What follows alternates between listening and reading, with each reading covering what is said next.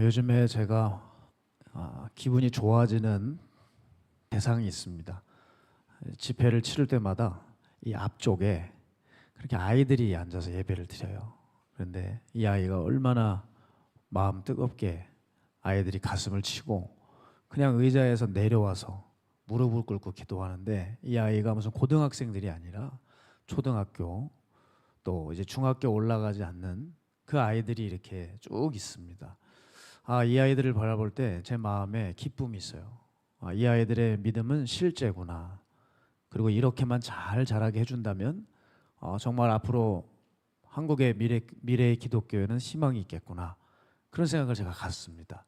여러분의 자녀들도 이와 같이 예배를 사랑하고 기도할 수 있는 훈련을 시키셔야 합니다. 저도 어렸을 때부터 어머님 따라서 기도원을 많이 다녔었는데, 이게 초등학교 때 믿음이 안 들어가느냐? 그렇지 않더라고요. 초등학교 때 오히려 더 순결하고 순전하고 하나님 찾는 믿음이 아이들에게 있는 것을 제가 압니다. 지금도 제가 기도하는 것은 하나님, 그 옛날 때묻지 않았던 그 초등학교 때로 돌아오고 싶다고 제가 늘 기도를 그렇게 하거든요. 여러분, 이렇게 아이들의 신앙이 실제가 돼서 참 저에겐 요즘 기뻐요. 그래서 아이들을 보면 그냥 지나갈 수가 없고 기도 한번 더 해주게 되고 쓰다듬어 주게 되고 그렇습니다. 그런데 한편으로 제게 걱정이 드는 게 있습니다. 왜냐하면 그 아이의 신앙이 실제이기 때문에 마귀가 공격을 하기 때문입니다. 그래서 이 마귀의 공격으로부터 아이들을 어떻게 보호할 수 있을까? 어떻게 교육할 수 있을까? 어떻게 해야지 아이들이 끝까지 승리할 수 있을까가 또 목회자로서 무거운 그런 짐입니다. 여러분, 이것을 아셔야 됩니다. 우리에게 진짜 신앙이 있다면 마귀는 반드시 우리에게 찾아와서 많은 이들에게 시험을 줄 겁니다. 그리고 그 시험은 피하고 싶어도 피할 수가 없습니다. 왜냐하면 우리의 신앙이 진짜이기 때문이죠. 그래서 주님은 우리에게 너희들 깨어서 기도하라 하셨고 쉬지 말고 기도하라 하셨습니다. 왜냐하면 실제 적이 있어서 실제 적을 알아보면 가만히 있지 않는다는 거예요. 그래서 우리가 깨어 있음으로 기도함으로 적으로부터 우리 안전을 지켜내라고 하는 주님의 말씀이죠. 여러분, 그래서 우리가 마귀가 와서 공격할 수 있는 그런 신앙이 사실 되어야 됩니다. 이게 뭐 신앙인지 아닌지 마귀도 헷갈려가지고 이게 내 편인지 네 편인지 모르는 그런 비참한 신앙인이 되어서는 안 될 겁니다. 그래서 우리의 신앙을 본격적으로 이제 따져봐야 되는데, 나는 십자가의 신앙인가 마귀의 신앙인가, 그걸 따져 물어야 돼요. 여러분, 십자가의 신앙과 마귀의 신앙은 겉에서 보면 차이가 없을 수 있어요. 왜? 동일한 신앙 같으니까. 그런데 결정적인 차이가 여기 있다는 겁니다. 그것은 예수님을 따르느냐 부인하느냐입니다. 결국 예수님을 우리가 따르지 못하면 그것은 마귀의 신앙이 되는 거예요. 자, 우린 먼저 마귀의 신앙에 대해서 살펴봐야 되는데, 사람들이 다들 이 신앙에 자기가 빠져 있지 않다고 생각합니다. 왜냐하면 우리는 대놓고 마귀를 숭배하지 않죠. 그런데 마귀의 신앙의 본질은 충족시키고 있습니다. 그게 뭐냐? 자기 자신을 숭배하는 거예요. 나를 숭배하고 나를 사랑하고 있으면 그것은 마귀의 신앙의 본질이에요. 그래서 대부분이 아마 이 주일에 하나님 앞에 예배를 드리고 있지만 마귀의 신앙에 젖어 있는 사람들이 많습니다. 예수님을 믿을 때 내가 원하는 조건이 충족돼야지만 거기서 만족을 누리고 예수님께 고맙다 그러고 그때부터 예수님을 따를 척을 해요. 여러분, 그러나 그거는 어떤 이유가 있는 겁니다. 그건 마귀의 신앙이에요. 예수님을 사랑해서가 아니라 나를 사랑해서 한 거죠. 내가 부자가 되면, 내 자식이 잘 되면, 내가 다시 건강해지면 그때부터 예수님이 고맙고 예수님을 사랑한다고 하고, 여러분, 이것은 성도들이 어려움에서 건져놔야 되겠지만 그게 목적이 되고 그 원하는 조건이 충족되어야지만 예수님 따른다면 그것은 여러분 하나님이 원하시는 신앙이 아니에요. 그건 나를 사랑하는 겁니다. 나를 사랑하는 길은요, 예수님을 부인하는 길이고 내 영을 죽이는 일입니다. 여러분, 이 신앙이 얼마나 심각한지를 어디서 아냐면, 이런 신앙인들은 백날 예배드려도, 교회에서 아무리 많은 봉사를 하고 부산스럽게 움직여도 마귀가 거들떠보지도 않는다는 거예요. 왜? 중심이 어차피 자기 자신으로 꽉 차 있으니까 구태여 그 사람을 건들 필요가 없죠. 마귀는 그에게 시험을 할 이유가 없고 지금 마귀 입장에서는 그 사람이 너무 신앙생활을 잘하고 있는 겁니다. 여기에 마귀 입장에서 신앙생활 너무 잘하고 계신 분들이 있을 수 있어요. 마귀 입장에서. 그러나 마귀의 레이더에 날마다 걸리는 사람이 있습니다. 그 사람은 십자가의 신앙을 가진 사람이에요. 그 십자가의 신앙은 나를 정확히 쳐부수고, 즉 나를 부인하고 자기 십자가를 지는 사람들. 이 사람들은 마귀 입장에서 매우 위험한 사람들인 거예요. 왜? 자기의 왕국을 허무는 자들이니까. 그리고 이들은 강한 영향력을 미치기 때문에 또 어떤 사람들이 영향을 받을까 해서 노심초사하게 되는 거예요. 그래서 마귀는 이런 사람들을 볼 때 그냥 지나가지 않습니다. 그 사람에 대해 상당한 연구를 하고 호시탐탐 노리게 되죠. 그게 여러분 오늘 이 욥에 나오는 이야기예요. 여러분 욥을 보세요. 이런 사람이 있을까요? 예? 목사가 자랑하는 사람이 있고 엄마 아빠가 자랑하는 자식은 있어도 하나님이 대놓고 자랑하는 사람 보셨어요? 특별히 하나님이 얼마나 자신만만하면 누구 앞에서 자랑을 해요? 사탄 앞에서. 예? 사탄 앞에서 자랑을 해요. 그러니 얼마나 대단한 사람입니까? 그 욥에 대해서 욥 1장은 아주 짧고 분명하게 얘기합니다만은 이거예요. 욥은 자기 자신을 정결하게 할 뿐만 아니라 자기 아이들에게도 엄격했다는 거예요. 애들 생일날 놀았습니다. 애들이 여러분 생일날 당연히 즐겁게 놀겠죠. 그러면 부모로서 어떻습니까? 아이고 그래 오늘 하루는 즐겁게 보내라 그러잖아요. 욥은 달랐다는 거예요. 저 녀석들이 생일날 혹시 하나님 앞에 욕을 끼쳤을까 봐, 하나님 앞에 죄를 졌을까 봐 생일날 끝나자마자 와가지고 너 이튿날부터 번제 드리자 하면서 예배 드릴 준비하고 아이를 명수대로 세서 각자 그 한 명 한 명당마다 제물을 바쳐서 번제를 드려요. 여러분 이 정도로 하나님 앞에서 살아가는 삶, 아이들까지 욥이 날마다 이런 삶을 사는 거예요. 그때 하나님 앞에 사탄이 있었는데 하나님이 사탄에게 물으십니다. 욥기 1장 8절이죠. 함께 읽겠습니다. 시작. 여호와께서 사탄에게 이르시되 내가 내 종 욥을 주의하여 보았느냐? 그와 같이 온전하고 정직하여 하나님을 경외하며 악에서 떠난 자는 세상에 없느니라. 아멘. 자, 사탄이 이제 욥의 신앙을 시험해 보려고 여러 말을 합니다. 여러분도 아시다시피 왜 욥이 하나님 앞에 충성하느냐? 하나님이 잘해 주셔서 그렇죠. 욥의 소유를 걷어가 보세요. 그래도 따르는지 하면서 욥기 1장 11절도 함께 읽습니다. 시작. 이제 주의 손을 펴서 그의 모든 소유물을 치소서. 그리하시면 틀림없이 주를 향하여 욕하지 않겠나이까? 자, 여러분 이 본문을 보면 두 가지를 알 수 있죠. 하나님도 이미 아셨다는 거예요. 뭐가? 이미 욥이 너무 뛰어난 사람이라 마귀가 욥을 오랫동안 주의 깊게 살펴봤다는 걸 아는 거예요. 그래서 물으시는 거예요. 내 종 욥을 주의 깊게 보았냐? 이 말은 욥과 같은 자들은 마귀의 관역에 항상 놓여 있다는 것이고요. 두 번째는 마귀의 신앙이 무엇인지 마귀가 말하고 있어요. 욥이 하나님이 잘해 주시니까 하나님을 따릅니다. 이렇게 얘기하는 거죠. 한마디로 욥의 신앙을 까뭉개고 욥의 신앙을 지금 시험하려고 하는 겁니다.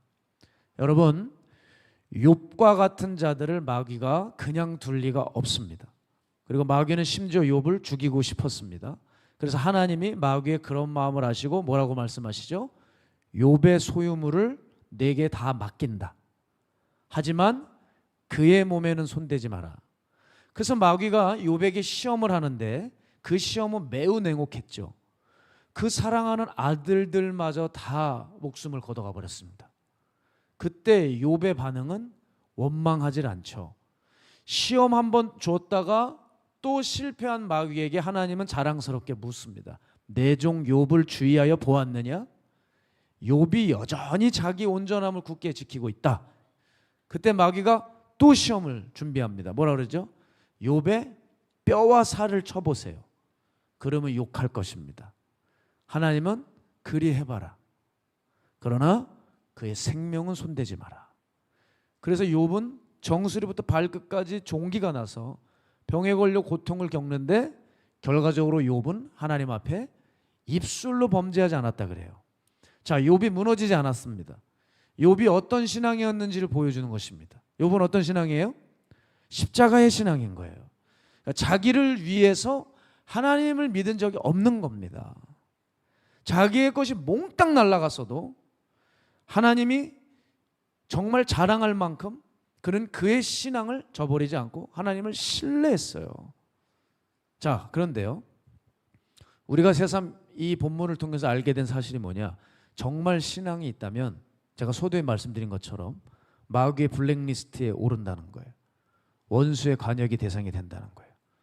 자, 여러분, 저는요 지금까지 마귀에 대해서 몇 주간을 여러분께 설교하고 있습니다. 그렇죠? 저도 이제 주제를 바꾸고 싶은 마음이 굴뚝 같아요. 그러나 하나님이 저에게 주신 마음은 뭐냐면 많은 분들이 마귀를 의식하지 않고 신앙생활하고 있어서 이미 영적 벌집이 되어 있는 거예요. 이것을 깨닫고 우리가 마귀를 의식하고 대적하면서 신앙생활을 해 나가야 된다는 겁니다. 그리고 여러분들이 오늘 욥기를 통해 배워야 될 것은 뭐냐면 눈에 보이는 세상에만 여러분이 지금 급급하신데요, 거기에만 신경 쓰시면 안 됩니다. 우리에게 지금 영적 세계가 있다는 거예요. 지금 날씨가 너무 좋아요. 저게 문제예요. 우리의 기분을 그냥 좋게 하고 있어요. 저거는 허황된 기쁨이죠.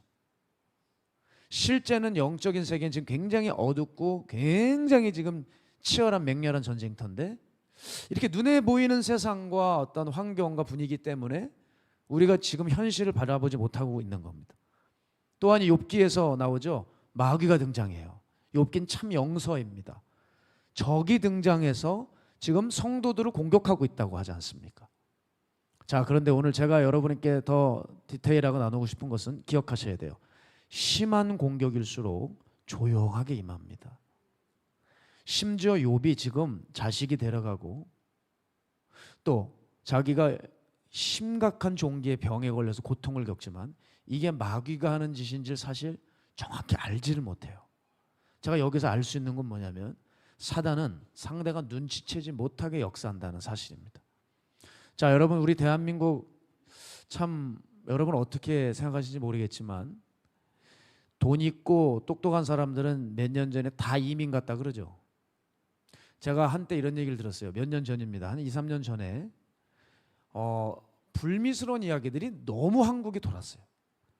전면전은 아닌데 국지전이 일어난다는 거예요. 그래서 북한에서 미사일을 쏠 수 있다고 하는 이야기가 꽤 많이 돌았습니다. 그래서 암암리의 부자들은 다 이민 갔어요.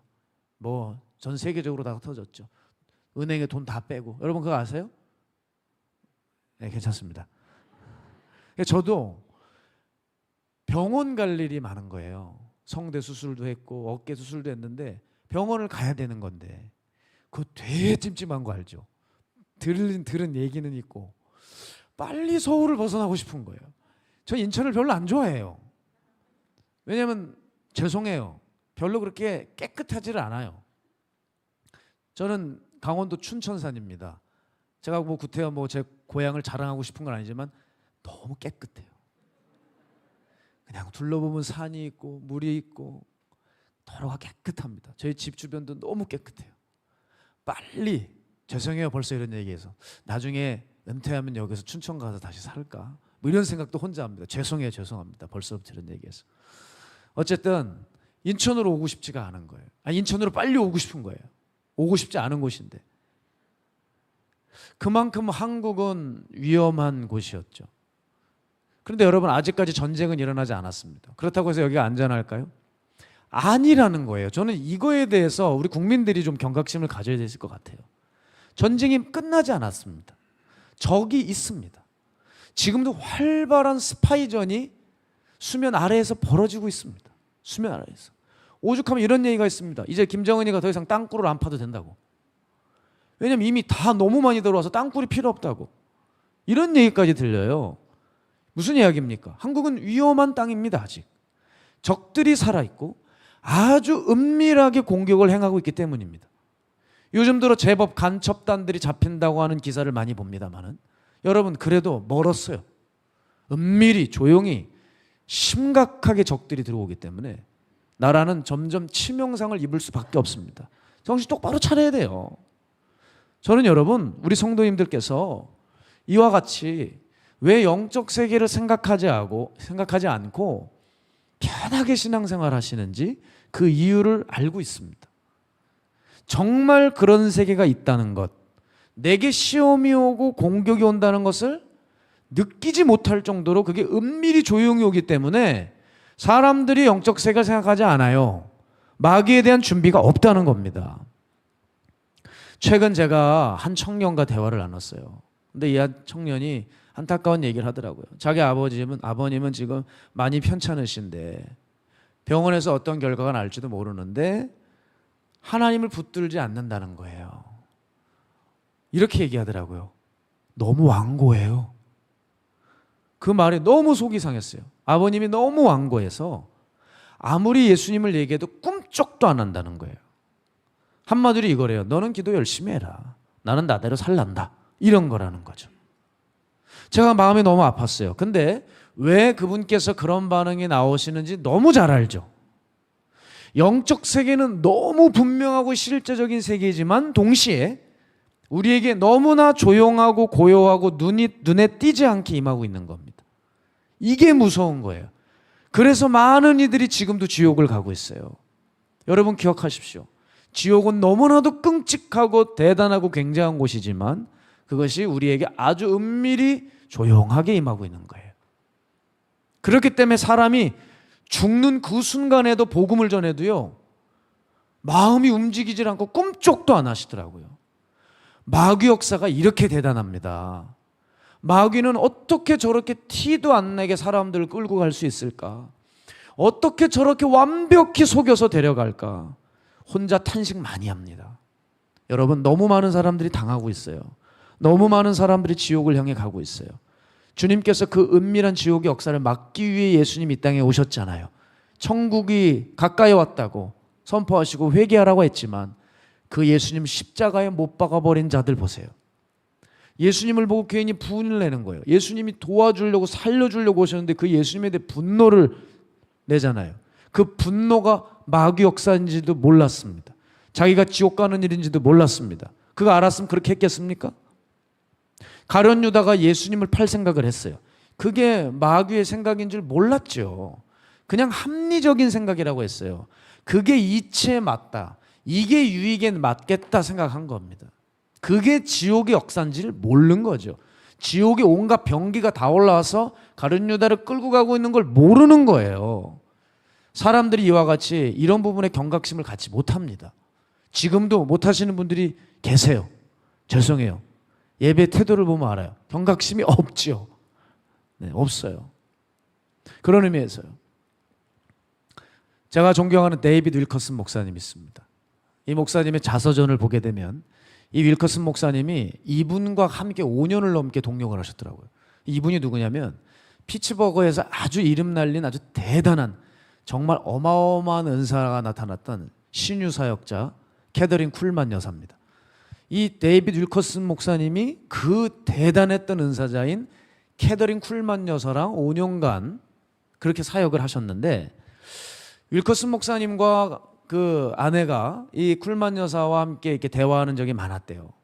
근데 윌커슨 목사님이 사탄과 어둠의 권세들, 귀신 역사를 이렇게 얘기할 때가 되면은 쿨만 여사가 매우 표정이 안 좋고 침울해지셨대요. 그래서 왜 저 사람은 이런 얘기할 때 저런가 했는데 어느 날 쿨만 여사가 데이비드 윌커슨 목사님한테 이렇게 말하더래요. 데이비드, 영적 전투나 귀신의 역사, 이 어둠의 권세를 이야기할 때, 그런 주제를 얘기할 때 그렇게 결코 가볍게 얘기하고 다뤄서는 안 됩니다. 이것은 매우 진지한 주제입니다. 그렇게 아주 진지하고 낮고 차분한 목소리로 얘기하더래요. 아마 윌커슨 목사님이 좀 아내랑 편안하게 쿨만 여사 앞에서 좀 그 어둠의 권세나 마귀에 대한 이야기를 비교적 편안하게 말했던 것 같습니다. 근데 쿨만 여사가 그게 마음에 내내 걸렸던 거예요. 왜냐하면 영적 세계와 사탄의 역사가 결코 만만치 않은 걸 쿨만 여사는 보았기 때문입니다. 여러분, 그분은 대단한 분이었어요. 영계를 다 본, 하늘에 큰 전쟁이 일어난 걸 다 본 분이었습니다. 하나님이 그분을 특별하게 여기셔서 보통 사람이 은사를 잃어버리면 그걸로 끝납니다. 그런데 이분은 은사를 강하게 받았다가 자기 어떤 개인적인 일들로 은사를 잃어버렸다가 보통 끝나야 되는데 하나님이 이분을 다시 그 은사를 주셨어요. 이런 경우 굉장히 힘듭니다. 이 캐더린 쿨만 지금 유일하게 이분 한 분일 거예요. 은사가 다시 회복된 사람은. 이 캐더린 쿨만 여사는 하나님께서 특별한 눈을 주셨거든요. 공중에서 벌어지는 전쟁의 일부를 볼 수 있는 눈을 가진 분입니다. 영적인 전쟁을 볼 줄 아는 사람들은 그 위험성을 아는 겁니다. 이건 쿨만 여사만 본 게 아닙니다. 여러분 사랑하시는 우리 박보영 목사님도 집회 현장 때마다 다리가 탁탁 풀리신다고 했어요. 왜? 하나님이 눈을 언젠간 열어주시게 되면 너무나도 충격에 빠지시는 거예요. 사단들이, 귀신들이 성도들 등 뒤에 붙어 있고 흰 옷 입은 사람, 회색 옷 입은 사람, 검은 옷 입은 사람. 그렇게 처음에 교회에 부임하셨을 때 검은 옷 입은 사람들이 너무 많으셨대요. 하나님의 눈을 열어주시는데 다리가 풀려서 나는 어떻게 사역을 할까? 이제 어떻게 목회를 할까? 그때부터 그냥 한 사람 한 사람을 천국 보내시기 위해서 20년이 되는 시간 동안 여러분 얼마나 천국 지옥을 외치셨습니까? 이 영적 전쟁터라고 하는 거죠. 하나님께서 허락하신 사람들은 이 세계를 다 보고 있는 겁니다. 그리고 예수님도 이렇게 말씀하시는 거예요. 누가복음 10장 18절에서 20절 보면 함께 읽을까요? 시작. 예수께서 이르시되 사탄이 하늘로부터 번개같이 떨어지는 것을 내가 보았노라. 내가 너희에게 뱀과 정갈을 밟으며 원수의 모든 능력을 제어할 권능을 주었으니 너희를 해칠 자가 결코 없으리라. 그러나 귀신들이 너희에게 항복하는 것으로 기뻐하지 말고 너희 이름이 하늘에 기록된 것으로 기뻐하라 하시니라. 아멘. 예수님은 사탄이 번개같이 이 땅에 떨어지는 것도, 이 땅에 사탄이 역사할 것도 보셨고 그 원수와 싸워야 할 것도 말씀하셨고 그 원수와 싸우되 어떤 마음으로 싸워야 할지, 또한 그 싸움보다 정말 중요한 것은 우리의 구원이라는 사실도 말씀해 주고 계시는 것입니다. 여러분 이렇게 영계를 볼 줄 알면 삶이 달라지죠. 사랑하는 여러분, 지금도 영계에는 큰 싸움이 일어나고 있습니다. 한 영혼 한 영혼에 대한 소유권을 두고 처절한 전쟁이 펼쳐지고 있어요. 그리고 유독 원수가 관심을 갖는 사람들이 있습니다. 그거 알려드릴까요? 누가 원수에게 관심사항이냐? 바로 하나님 앞에 마음을 돌이킨 사람들입니다. 특히 원수가 절대 가만히 있지 않는 사람들은 안 믿다가 주께로 돌아선 사람들 있죠. 엉터리로 예수 믿다가 하나님께로 나온 사람들 있죠. 이 사람들은 원수가 절대 놓지 않습니다. 제가 예배를 마치면 우리 새가족으로 오신 분들과 함께 새가족 환영을 나눕니다. 교회를 이렇게 안내해드리고 어느 날 어느 주일이었어요. 이렇게 성도님들 가득 그 테이블에 앉아 계셔서 대화를 나누는데 이게 웃기는 일이 아닙니다. 그런데 너무 황당해서 다들 웃음이 나신 적이 있어요. 어떤 한 분이 이런 말씀을 하시더라고요. 자기는 그냥 예수님에 대해서 알았는데 그냥저냥 교회를 다녔대요. 그런데 어느 날 마가에다락방 설교를 우연히 듣게 되고 잠자던 신앙이 깨어나면서 나 살아야 되겠다. 나 저 교회에 빨리 가서 등록을 해야 되겠다는 마음을 먹으셨대요. 그리고 주일만 기다리시는데 주일만 되면 너무나도 이상하게 무슨 일이 터지는 거예요. 몸이 아프거나 어떤 가족의 일이 생기거나 심지어 본인 다리까지 부러진대요. 토요일만 되면 무슨 일이 벌어지고 주일만 되면 막혀서 여러분 내가 이래서 이 교회까지 오는데 얼마나 걸린 줄 아십니까? 1년 반이 걸렸대요. 1년 반이요. 그러면서 매주 일어난 얘기를 하는데 아니 뭐 이런 일이 다 있어. 그러니까 거기 있던 사람들이 다 이게 사실이야? 하면서 웃음이 터진 거예요. 여러분 그러나 그 웃음은 어떤 정말 웃겨서 웃은 게 아닙니다. 너무 황당해서 웃음이 터진 거예요. 근데 그것은 사실이었습니다. 그분은 원수의 관역의 대상이 되어버린 거예요. 지금도 여기 와서 은혜를 못 받게 하기 위해서 지금도 잠을 못 주무세요. 늘 날마다 공격을 당해 저에게 와서 늘 기도를 받으시고 도와달라고 하고 이번에 우리 중보기도학교 때도 진짜 생명을 걸고 기도하시더라고요. 여러분 이건 너무나 간단한 거예요. 마귀는 이 사람 원래 내 거였는데 이제 예수님께 빼앗기는 게 너무 배가 아픈 거죠. 그러니 그 영혼을 두고 쟁탈전을 벌여요. 여러분 그걸 아셔야 돼요. 실제 이 현장에서 이런 일이 벌어집니다. 마귀가 그 사람을 끝까지 데려가기 위해서 애를 써요. 그게 보이니까 막 정말 세상에 어떻게 이렇게 활발하게 영계가 움직일 수 있을까? 이걸 많은 성도님들이 좀 아셔야 할 텐데 우린 또 넉넉히 이렇게 예배드리고 있잖아요. 또 멍하니 예배드리고 있잖아요. 나하고는 또 관심도 없는 주제라고 또 생각하잖아요. 저희는 또 나에게 부담을 주겠구나. 또 무슨 일로 나를 괴롭게 할까? 또 이런 생각을 갖잖아요. 그래도 참 감사한 건 계속 오세요. 그래도 왜 주님이 은혜예요. 괴롭지만 또 마음에 살고 싶은 마음도 있으신 게 아닌가, 좀 그런 생각이 듭니다. 아멘 하셨죠? 네. 여러분 이와 같이 하나님께 마음을 돌이키고 그분을 인생의 주인으로 모시기 시작한 순간 원수의 타겟이 됩니다. 관역에 들어갑니다. 여러분 우리는 예수님 믿을 때 이런 착각을 빨리 버려야 돼요.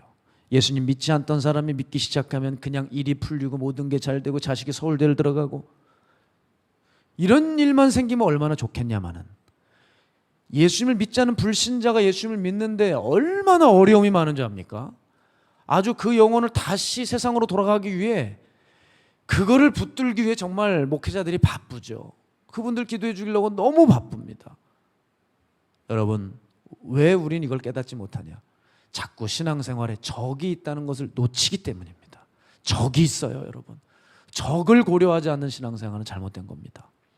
그래서 여러분 오늘도 원수가 여러분을 관역의 대상으로 삼아 맹렬한 공격이 퍼부어집니다. 삶에서 심각하고 고통스러운 일이 자꾸 발생합니다. 그러나 기억하십시오. 그들을 사단이 두려워하기 때문입니다. 그리고 마음을 주님께 두었기 때문이에요.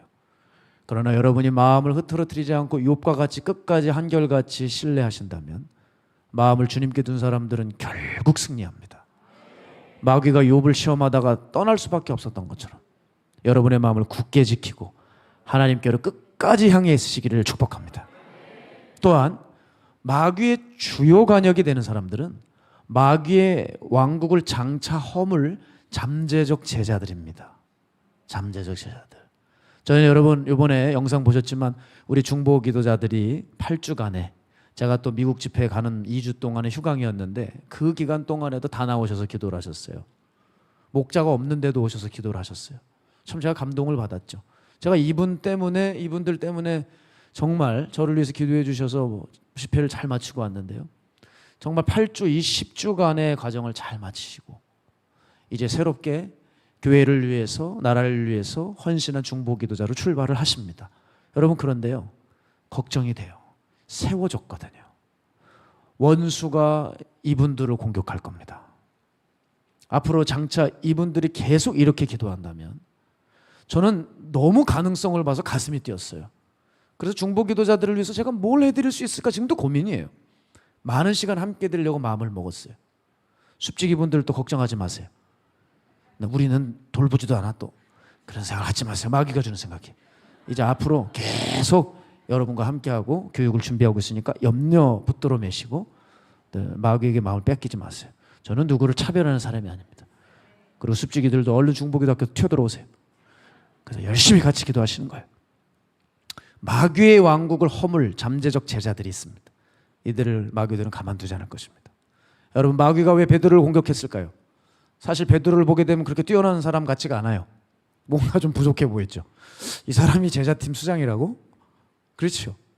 마치 여러분 저를 보시면서 그럴 수도 있어요. 저희가 마가다락방에 부임했다고? 아닌 것 같은데. 그러나 여러분 미래에 어떻게 주님께서 이끌어 가주시겠죠. 베드로를 보니까 또 위로가 갑자기 되는 순간입니다. 뭔가 부족해 보이고 부실해 보여요. 그런데 훗날 예수님은 미래를 보신 거죠. 훗날 그가 사도 중에 사도가 될 것이고 교회의 수장이 될 것을 알았던 겁니다. 그래서 예수님은 그가 좀 다혈질의 말과 행동이 다른 사람 같아 보여도 그를 포기하지 않으시고 훈련하시고 어느 날은 그의 어깨를 탁 붙들고 심각하게 얘기하시는 거예요. 시몬아 시몬아, 사탄이 너를 밀가부르도 하려고 내게 찾아와 너를 요구하였다. 자, 사탄이 너를 밀체질하듯이 너를 체질하고 시험하여 부서뜨려 버리려고 너를 내어달라고 내게 요구했다는 거예요. 자, 사탄이 왜 베드로를 내어달라고 요구했겠어요? 사람들이 봤을 땐 저거 아무것도 아닌 사람 같은데 왜 사탄이 베드로를 공격하겠습니까? 그는 잠재적 제자입니다. 결국 사탄의 왕국을 허무는 자였기 때문에 사람은 몰라도 마귀는 안 것이죠.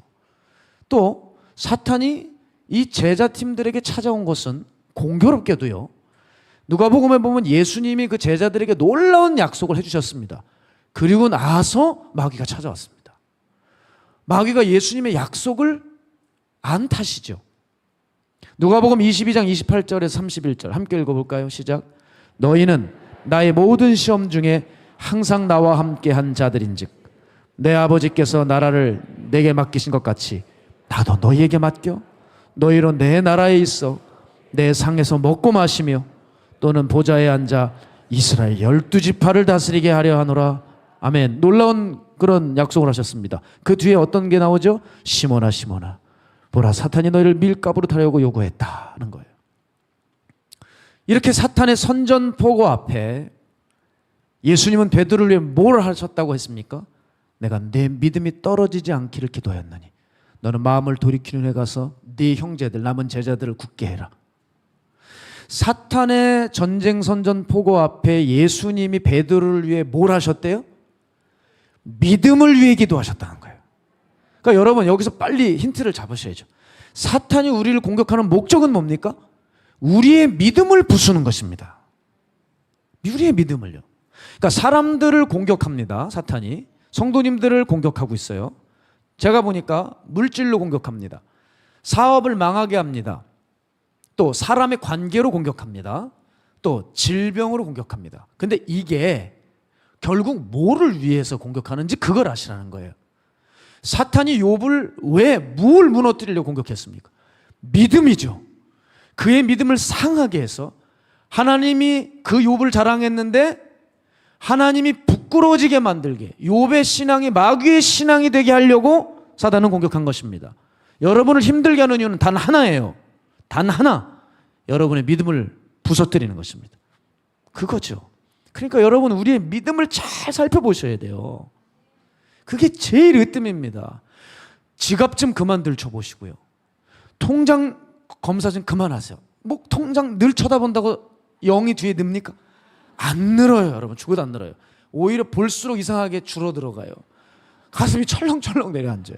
그거 쳐다보지 마세요. 믿음의 잔고를 보세요. 내가 하나님 앞에 어떤 마음을 가지고 있는가? 네? 내 믿음은 정말 쓰실 만한 믿음인가? 내 믿음의 잔액, 내 믿음의 그 마일리지를 보시라고요. 그게 의미 있고 현명한 거 아니겠습니까? 자, 베드로는 사탄의 공격이 이렇게 오는데도 자신만만하게 뭐라고 말합니까? 사탄이 시몬아 시몬아 사단이 너를 밀가부로 타려고 하고 있다. 그럴 때 뭐라 그래요? 아, 정말 그렇습니까 주님? 제 믿음을 위해서 기도해 주십시오. 제가 정신 차리겠습니다. 그게 아니잖아요. 뭐라 그래요? 주여 내가 주와 함께 오게도 죽는 데에도 가기를 각오하였나이다. 사탄이 와도 별거 없을 겁니다. 이러잖아요. 아니 예수님이 지금 답을 알려주시는데도 너 밀체질하듯이 너를 부수려고 해. 정신을 차렸어야죠. 주님 어디 가시든 갈 수 있습니다. 그때 예수님 뭐라 그러시죠? 베드로야 내가 네게 말하노니 오늘 닭 울기 전에 네가 3번 나를 부인하리라. 너는 여전히 지금 사태를 파악하지 못하고 있어. 사단이 지금 너에게 은밀하게 오는 것을 너는 알지 못하고 있어. 내가 눈을 열어서 이것을 보여서 알려주는데도 너는 지금 딴짓을 하고 있어. 마태복음 26장 33절 보세요. 베드로는요 심지어 이런 얘기까지 해요. 베드로가 대답하여 이르되 모두 주를 버릴지라도 나는 결코 버리지 않겠나이다. 여러분 정말 어이가 없죠? 웃음이 나오죠? 여러분 이 고백을 보면 상당히 문제가 있음을 알 수 있습니다. 이 베드로의 말에는 뭐가 강조되어 있습니까? 납니다. 맞아요. 나예요. 이게 문제인 거예요. 모두 주를 버릴지라도 다른 사람은 안 되는데 나는 예수님의 편이 될 거래요. 다른 사람이 너보다도 잘할 수 있지 않을까? 그런 생각이 없어요. 그냥 자기의 어떠함을 어필하고 강조하고 자기를 믿고 있어요. 자기를 섬기고 있는 거예요. 여러분 이와 같이 예수님을 믿고 있어도 제자팀 수장이어도 자기를 섬기고 의지하는 사람은 무너지게 됩니다. 저는 지금 베드로와 욥을 비교해 드리고 있어요. 욥의 신앙과 베드로의 신앙을 비교해 보세요. 추구하는 바가 전혀 다르죠. 그렇기 때문에 사탄의 공격이 왔을 때 그 결과는 천차만별이었습니다. 욥은 원망하지 않았지만 베드로는 부인 저주 맹세까지 해버렸어요. 자기를 강조하게 되면, 자기를 사랑하면 이렇게 예수님을 따르는 게 아니라 예수님을 부인하게 됩니다. 그래서 우리의 신앙에서 나라고 하는 것은 너무너무 위험합니다. 기억하십시오. 사망의 역사는 이렇게 은밀하게 여러분 삶 가운데 임하고 있어요. 그래서 겟세마네 동산에서 예수님 뭐라고 그러셨어요? 너희가 한시라도 잠시라도 나와 함께 깨어서 기도할 수 없더냐. 그러나 베드로를 포함한 제자들은 예수님이 왜 기도하라고 하시는지, 왜 기도하라고 하시는지 몰랐습니다. 다가올 어둠의 역사들을 전혀 눈치채지를 못했어요. 왜?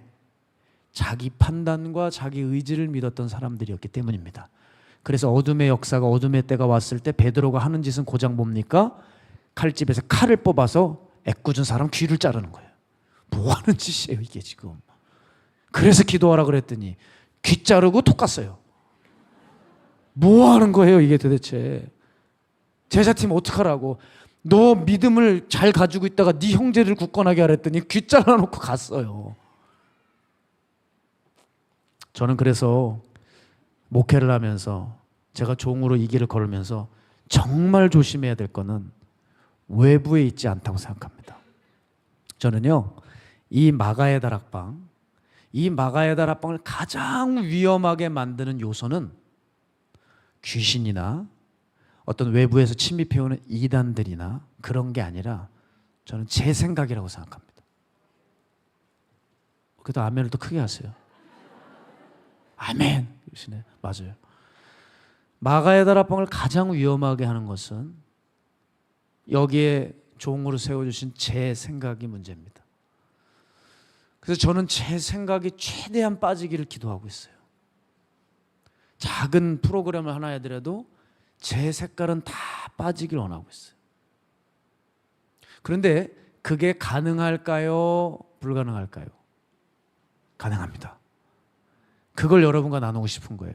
제가 힘이 들지만 감사한 게 있어요. 말씀을 준비하는 일입니다. 그리고 제 자신을 지키기 위해서 저는 본질적인 설교를 해요.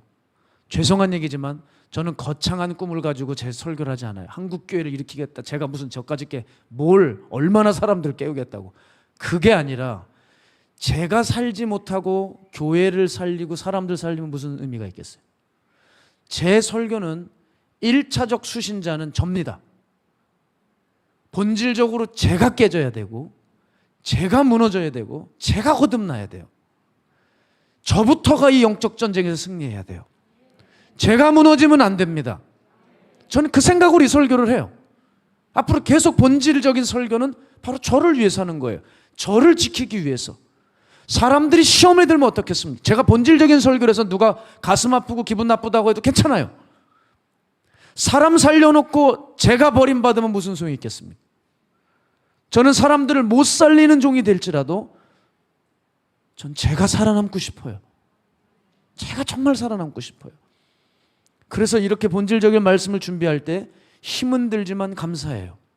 여러분 저라고 놀고 싶지 않겠어요? 쉬고 싶지 않겠습니까?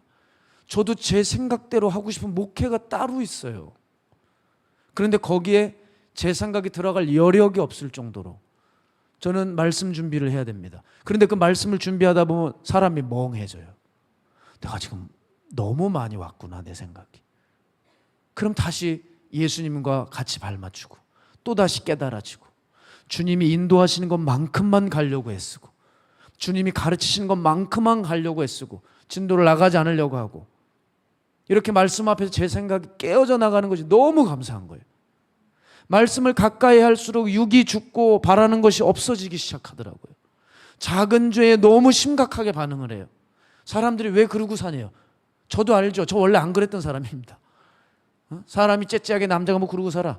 융통성 없게 화끈하게 살면 되지. 아싸라게. 그게 제 주의예요. 근데 주님을 만나고 안 돼요. 그게 너무 작은 거 하나가 너무 두려워요. 왜 그랬을까? 진리를 계속 접하면서 생기는 증상이에요. 진리를 접하면서 생기는 증상. 제가 아는 지인이 은행 직원입니다. 근데 제가 궁금해서 물었어요. 그 위조 지폐를 어떻게 잡습니까? 그랬더니 그분이 이렇게 얘기해서 그거 쉬워요. 그래요. 어떻게 쉽습니까? 우리는 날마다 365일 진짜 지폐를 센대요. 그러다 보니 위조 지폐가 들어오면 직감적으로 그냥 동물적 본능적으로 딱 이상하대요. 그래가지고 위패 감별기 집어넣으면 영락없이 걸린다는 거예요. 아, 그렇구나. 제가 거기서 깨달았어요. 진짜를 늘 접하다 보면 이건 뭐야? 가짜가 딱 드러나는 거예요. 여러분, 성령 안에서 가득 살아가는 삶을 살면 이젠 여러분 영분별이 되기 시작해요. 성령님이 강력한 곳에서 예배를 드리기 시작하면 어느 집회를 갔는데 아무것도 없네 여기는. 이런 게 느껴져요. 이건 교만한 게 아닙니다. 왜냐하면 성령 안에서 젖어 있다 보면, 주님의 진리의 말씀에 젖어 있다 보면 유튜브로 수많은 설교 노출되는 때에 뭐야? 저거 가짜네. 저거 아니잖아. 저게 성경적인 게 아니잖아. 그냥 저절로 알아지게 되는 거예요. 그게 어떤 특별한 무슨 영분별의 은사를 받아서가 되는 게 아니라 진짜를 가까이 하라는 거예요. 그래서 여러분, 뭐 우리 교회가 진짜다 이런 얘기가 아니라 하나님의 말씀을 가까이 하십시오. 진리를 사랑해 보세요. 그럼 걸러지기 시작하는 거예요. 내가 예수님을 정말 사모하는 모델로 삼으시는 거예요. 예수님의 생애를 내 생애로 정말 살아보려고 애를 쓰는 겁니다. 그러면 예수님의 생애가 아닌 것들이 드러나기 시작해요. 저거 양의 탈을 썼지만 일이구나. 그냥 드러나는 거예요. 선지자라고 하지만 거짓됐구나. 뭘 기도를 해봐야 아는 게 아니지요. 그러니 진리 안에 머무는 것, 성령 안에 거하는 것, 이게 우리에게 얼마나 중요한 건지 몰라요. 그래서 여러분, 진리를 가까이 하세요. 그러다면 내 생각 속에서, 내 삶에서, 심지어 주의 일을 하는데도 여기 마귀가 들어와 있는 걸 느껴요. 여기서 기도 인도를 하는데도 마귀가 역사하는 걸 느껴져요. 뭐야 이거? 뭐야 어떻게 이 가운데서도? 우리의 생각 가운데, 우리의 사역 속에서도 얼마나 그놈들이 역사하는데요. 그렇게 진짜를 가까이 하다 보면 그것들을 뽑아낼 수 있는 능력이 생긴다고 하는 것이죠. 가만 보면 신앙에서 망한 사람들은 바로 여기서 무너졌어요. 왜? 나 자신 때문에 무너지는 거예요. 제가 서두에서 말씀드렸죠. 나를 높이 세우고 나를 섬기는 그 마귀의 신앙, 이게 자기는 올바르다고 생각하는데 그 중심엔 나를 섬기는 거예요. 우리 같은 목회자들 이거 정말 조심해야 되는 거예요. 목회하면서 자기를 섬기고 자기를 바라보게 하는 목회, 이건 마귀의 목회입니다. 철저하게 예수님이 보이게 해야 돼요. 우리는 예수님을 연결시켜드리는 중개업자들입니다. 대리인들일 뿐이에요. 절대 그 목회자를 주목하게 하면 안 돼요. 실패한 겁니다. 여러분, 우리는 날마다 이걸 조심해야 돼요. 내가 나오는 거예요. 여기 내 색깔이 묻어 있는 거예요. 이건 마귀의 신앙이에요. 그 마귀의 신앙자들에게는 지옥의 역사가 느껴지지 않아요. 왜? 이미 젖어들어봤기 때문에. 여러분, 밖에 계시다가 집에 이렇게 들어가면 부엌에서 음식 냄새 나죠. 맛있겠다 하면서 뛰어들어가죠. 그러나 식사하시면서 음식 냄새 납니까? 안 나요. 온데간도 없이 사라져요. 왜 안 납니까? 이미 후각이 젖어들어서 그래요. 마귀 역사도 마찬가지예요. 저게 마귀 역사다 하면 그때 거절할 수 있어야지. 거기에 조금씩 타협해서 들어가다 보면 이게 나를 잡아먹는 사망의 역사인 거를 모르게 되는 거예요. 사랑하는 여러분, 마귀의 시험을 조심하셔야 됩니다. 마귀의 관역에 속한 사람들이 있어요. 그러니 날마다 점검하셔야 돼요. 그런데 여러분, 한 가지 제가 말씀드리고 싶은 것은 뭐냐면, 여러분, 사탄이 여러분을 좀 건드리는 사람이 되었으면 좋겠어요. 예? 나는 시험이 없어요. 공격이 없어요. 정말 목사님 좀 행복해요. 마가다라방 최고예요. 전 정말 괴로워요. 예수 믿으면서 시험도 공격도 전혀 없다. 여러분, 회개해야 되는 사람일지도 몰라요. 마귀에게 전혀 위험한 인물이 아니에요. 그냥 세상 사람이라는 증거일 수 있어요. 이미 마귀의 문화권 안에 손아귀에서 완전히 통제가 자유자재로 되는 거예요. 그냥 공격할 이유가 없죠. 얼마나 비참합니까? 여러분, 사탄이 좀 건드는 사람이 됐으면 좋겠어요. 마귀가 공격하는 사람이 되었으면 좋겠어요. 하나님 나라의 사람일수록, 하나님과 가까운 사람일수록 마귀의 공격에 노출이 되고 마귀에 대해서 이가 갈립니다. 아주. 이 갈리는 마귀 역사, 그죠? 지긋지긋하죠? 그걸 아시는 분들은 그래도 죄와 싸우고 십자가를 붙들려고 하는 분이실 겁니다. 저는 최근에 참 안타까운 이야기들을 많이 들어요. 한마디로 말씀드릴까요? 세워진 지체들이 무너지는 거예요. 너무 속상해. 너무 속상. 그걸 들을 때마다 너무 괴로워요. 잠이 안 와요. 어떻게 세워졌는데, 어떻게 해서 일으켰는데 무너지는 거예요. 긍정적인 의미를 얘기한다면 그래도 신앙이 있었기 때문에 공격을 한 거죠. 그러나 안타까운 것은 자기의 신앙을 여전히 지키지도 못하고 은밀하게 사단의 공격이 들어왔는데 그거 눈치채지 못하고 그냥 덥석무로 사단의 먹이 다 물어서 완전 마귀의 종로로 타고 있는 거예요. 얼마나 힘든지 모릅니다, 여러분. 사랑하는 여러분, 말씀을 좀 정리하고 싶어요. 여러분 요즘에 유혹이 강하게 느끼십니까? 시험이 찾아오는 것을 느끼십니까? 여러분의 삶에 자꾸 어떤 문제가 발생하고 있습니까? 여러분을 시험하고 체질하려고 마귀가 역사하고 있는 것을 아셔야 돼요. 시험은 우리가 막을 수 없어요. 그러나 이 시험에 성공할 수 있을지 실패할 수 있을지는 결정할 수 있습니다.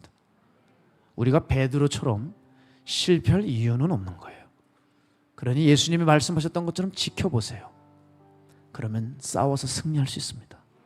그리고 마귀가 여러분을 공격해 올 때 한편으로 여러분 자부심을 느끼세요. 난 그래도 살아있는 모양이구나.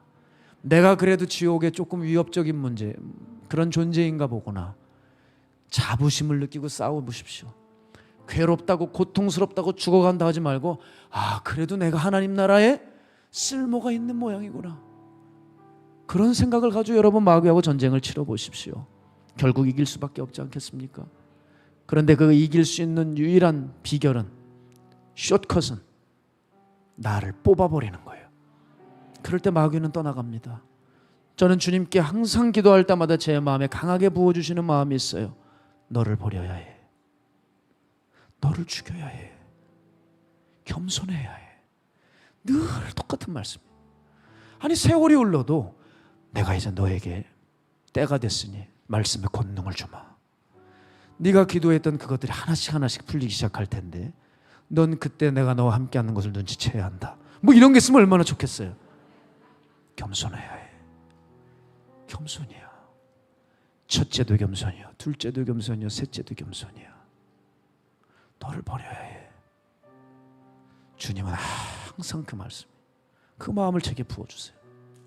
그렇구나.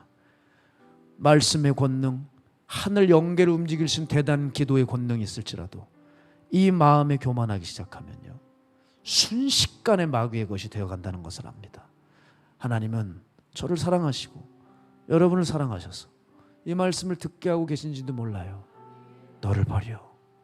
수도 없이 들어왔잖아. 나 죽고 예수 사는 삶을 살라고 수없이 배워왔잖아. 그게 진짜 영성이야. 그게 하나님이 기뻐하시는 영성이야. 우리 그 삶 살아가야 되지 않겠습니까? 그럴 때 여러분 마귀가 떠나간다고 하는 것이죠. 오늘도 여러분 우리는 눈치채지 못하지만 사탄의 역사는 아주 은밀하게, 아주 조용하게 여러분 삶 가운데 엄습해오고 있습니다. 그리고 정신이 차려지게 되면 이미 지옥의 문 앞에 와 있어 손 쓰지 못하는 사람들이 이 땅에 얼마나 많은지 모릅니다. 사랑하는 성도 여러분, 깨어 있으십시오. 마귀가 항상 체질하고 공격해 온다는 것을 잊지 마십시오. 그래서 결국은 승리하실 수 있는 우리 마가야다라 방교회 성도 여러분 되시길 주 이름으로 축복합니다. 우리 시간 함께 이 찬양하면서 주님 앞에 예물을 올려드렸으면 좋겠습니다. 우리 찬양할까요? 주님, 우리 안에 마귀의 신앙을 다 벗겨주십시오. 내가 예수님을 위해 살아온 것 같지만 철저히 그 중심엔 본질이 나였습니다. 내가 일단 유익이 있어야 하고 내가 대접을 받아야 되고 나를 바라봐야 하고, 그럴 때 교회가 의미가 있고 예수님이 의미 있다고 생각하는 삶 아닙니까? 우리가 말로는 예수님을 사랑한다고 하지만 얼마나 내중심적으로 사랑하고 살아왔는지 모릅니다. 하나님, 이제 마귀의 신앙을 뽑아주소서. 이 죄를 버리지 못하면 죄의 냄새를 타 사단이 또 은밀한 역사를 합니다. 주님, 그러하니 욥처럼 자기가 없게 하여 주시고 자기의 사랑하는 모든 것들이 몽땅 다 사라져도 하나님 앞에 입술로 원망하지 않는 진정한 십자가의 신앙으로 우리를 거듭나게 하여 주시옵소서. 오늘 그 거듭남의 역사가 없다면 이 예배는 또 무슨 소용이 있겠습니까? 주님, 내가 정말 변화되고 싶고 내가 정말 예수를 닮고 싶은 진실된 잠재적 제자들이 오늘 이곳에서 불같이 일어나게 하여 주셔서 사단이 건들지 않고는 견딜 수 없고 사탄이 계략을 짜지 않으면 두려워 떨 수밖에 없는 마귀에게서 블랙리스트에 올라가는 사탄의 왕국을 허물게 될 우리들이 되게 하여 주셔서 공격이 오거든 체질이 오거든 자부심을 갖고 그러나 싸워 승리할 수 있는 하나님의 영광을 드높이는 거룩한 마지막 때의 마가의 나라 방송도들 되게 하여 주시옵소서. 어느 그 결단을 가지고 주님 앞에 예물을 올려드렸습니다. 하나님 이 예물 흠양하여 주셔서 돈의 마음 빼앗기지 않게 해주시고 주님의 것을 주님께 드리는데 인색해 하지 않게 하시고 더 드리지 못해서 가슴 아파할 수 있는 진실된 제자들이 이곳에 있게 하여 주시옵소서.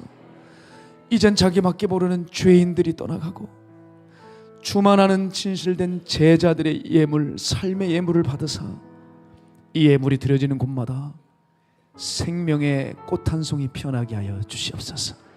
꼭 주님께서 그리 이끌어 주실 것을 믿고 의지하오며 십자가의 신앙으로 우리 함께 끝까지 노력할 수 있는 지치고 그 일에 곤비치 않도록 성령님 늘 동행하여 주시고 힘주셔서 능히 이겨내게 하여 주시옵소서. 살아계신 예수님의 이름으로 감사드리며 기도드렸습니다. 아멘, 아멘.